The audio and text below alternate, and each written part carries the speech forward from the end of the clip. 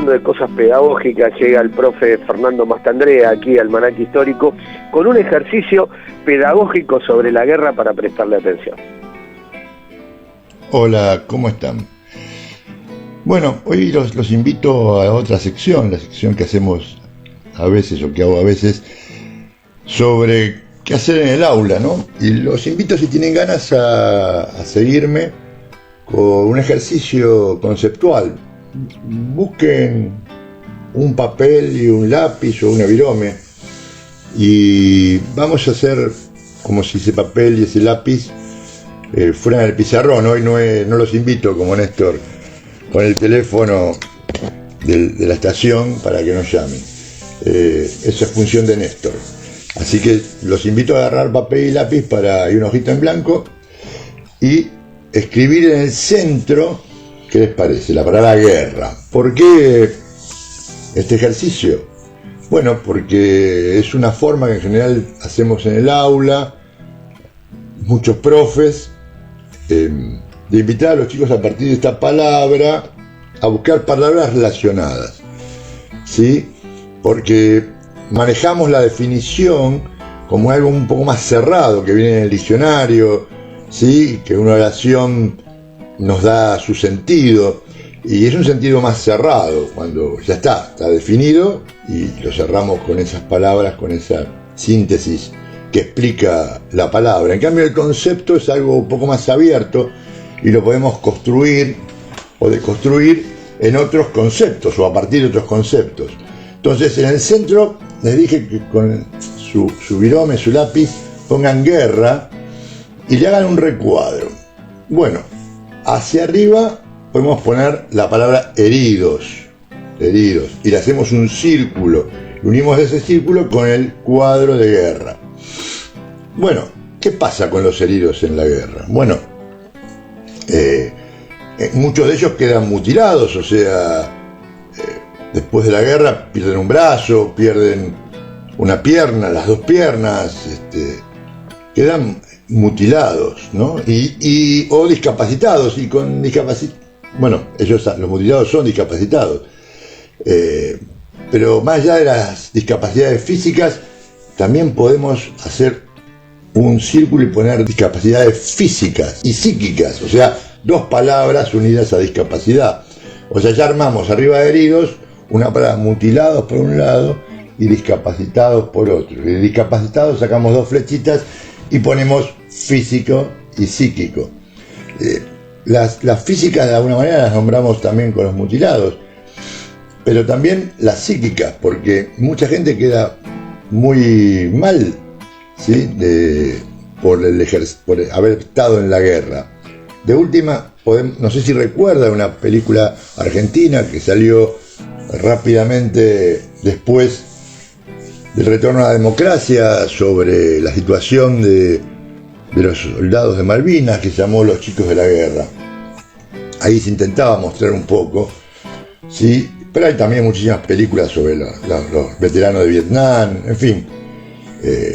Las dificultades psíquicas luego de la guerra son ciertas y muy graves. Hacia la derecha de la palabra guerra podríamos poner la palabra traición. Cuando terminen de escribirla, la rodean con un círculo. No quiero profundizar mucho sobre esto, pero generalmente se ubica la traición con el soldado que deja el frente y deserta, pero me quiero referir a otro tipo de traición. Por ejemplo, en la Primera Guerra Mundial, el historiador francés Marc Ferró, en su libro, nos dice que los industriales alemanes habían fabricado un obús, es una especie de cañón, de 105 milímetros. El mismo fue rechazado por el ejército alemán, no gustaron de ese cañón, pero ya lo habían fabricado. ¿Qué hacer para no perder plata, para no perder dinero? Entonces lo que hicieron fue venderlo a través de Suiza al ejército francés. Francia y Alemania estaban en bandos contrarios en la Primera Guerra Mundial. Sin embargo, los industriales alemanes no tuvieron ningún miramiento para venderle esos obuses al ejército enemigo de su país. Esto demuestra de alguna manera, es un caso, ¿no?, que el capital muchas veces no quiere perder, nunca quiere perder. Entonces hace cualquier cosa para que no se produzca la pérdida de capital, la pérdida de ganancias. También lo podemos ver en esta situación especial que estamos viviendo, como algunos empresarios enseguida, inmediatamente en Argentina, para no perder dinero, echan más de 1.000 empleados, ¿sí?, con tal de no perder parte de sus fortunas personales, de no sostener ese empleo. De alguna manera, la situación del coronavirus nos pone en una especie de guerra contra un enemigo desconocido, distinto. Pero bueno, no quiero ahondar demasiado en esto. A la izquierda de la palabra guerra, volvemos a la palabra del centro, ya tenemos dos palabras: heridos, traición, heridos arriba, traición a la derecha. A la izquierda vamos a poner violación. Siempre que hay una violación hay algo en contra de la libertad del otro, ¿no? Y esto se puede ver mucho en las situaciones de guerra. Por ejemplo, la violación a la mujer del enemigo. Esto se puede ver en la Segunda Guerra Mundial.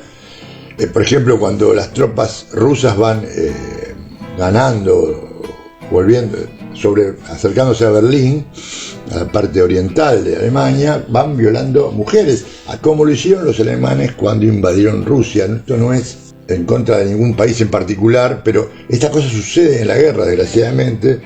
Han sucedido a través de la historia. Por ejemplo, cuando la esclavitud masiva en la época colonial, quienes atrapaban a los africanos del interior de África eran etnias africanas, ¿sí?, que tomaban a otras tribus enemigas, ¿sí?, y se los vendían a los europeos. Y en general las mujeres eran más caras, porque a las mujeres las querían violar, las querían conservar forzosamente. Por eso eran más caras en el mercado. Había más varones esclavos que mujeres esclavas en general. Y muchas veces se apropiaban también, cosa que sucede en las guerras, del hijo del enemigo. Era una forma de criar a ese hijo que no sabía su origen, hijos muy chicos, sí, que no conocían su origen, y convertirlo en enemigo de su pueblo originario, de sus padres. Esto también se vio en la Argentina en la época de la dictadura, que también tiene que ver con la época de Malvinas, ¿no? La apropiación de los hijos de las mujeres que habían entrado embarazadas.